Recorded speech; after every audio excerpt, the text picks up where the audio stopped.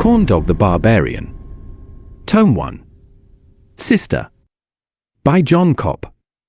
Cover art by Licato. Chapter 3. Peacocks. Hearing an explosion, Pixie exclaimed, "Corndahgh!" She dashed away to help the barbarian. Etty's brain crystals glowed with green light as he shoved the book and magazines into a raggedy patched-up satchel he wore over his shoulder. Pixie, wait!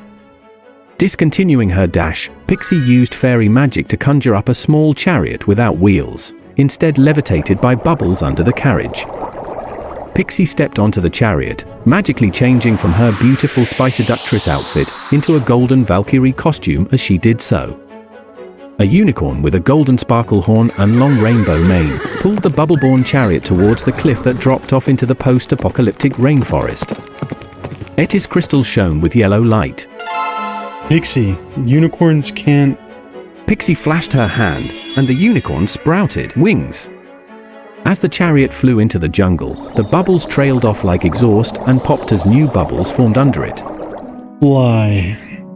Etty's crystals turned pink as he completed his warning. He looked up, thinking, before evaluating his statement.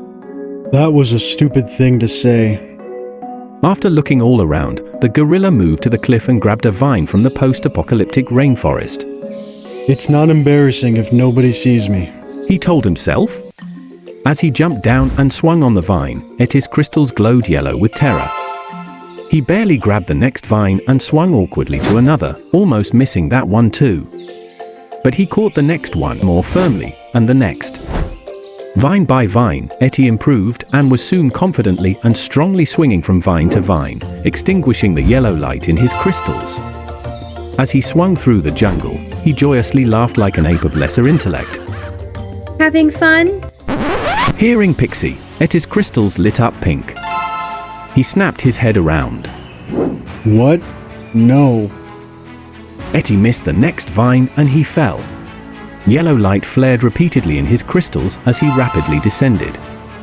Still in her flying chariot, Pixie flashed her hand. Multicolored ribbons appeared, tied from Etty's arms and legs to an ostentation of peacocks above. The peacocks flapped their wings furiously and futilely, making whatever sound terrified peacocks make as the whole mess plummeted to the ground. With a thud, the gorilla landed in some post-apocalyptic bushes, sending post-apocalyptic foliage flying into the post-apocalyptic air. Now grounded, the peacocks ran around, not like chickens with their heads cut off, which is a horrifying visual, but instead as if they were humanely blindfolded.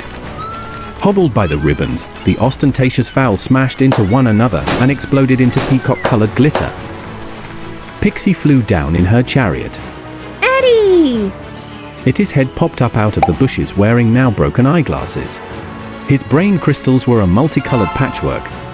He was dazed and confused. I'm alright, said the ape, not entirely sure. What happened?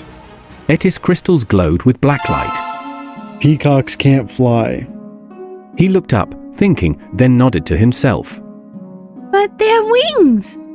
Etty got up, brushing off post-apocalyptic leaves.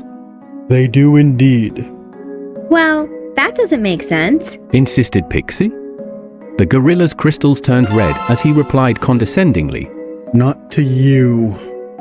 Etty's kind words were an improvement over his dialogues with the fairy magician after she and the barbarian had first rescued him from the laboratory.